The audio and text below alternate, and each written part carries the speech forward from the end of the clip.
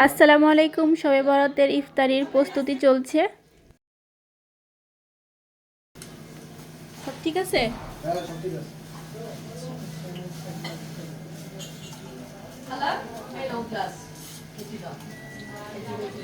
আজকে শবে বরাতের রোজা সবাই, তাই ঘরে নাস্তা বানালাম। এই যে আলু চপ, আর এখন এটা বানাচ্ছি হচ্ছে চিকেন পপকর্ন। সব হোমমেড, ঘরে বানিয়েছি আমি।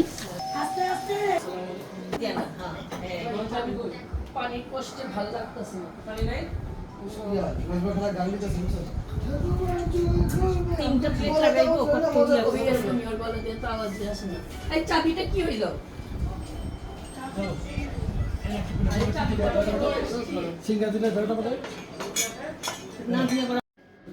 এটাও রান্না করে ইফতারিতে খাওয়ার জন্য।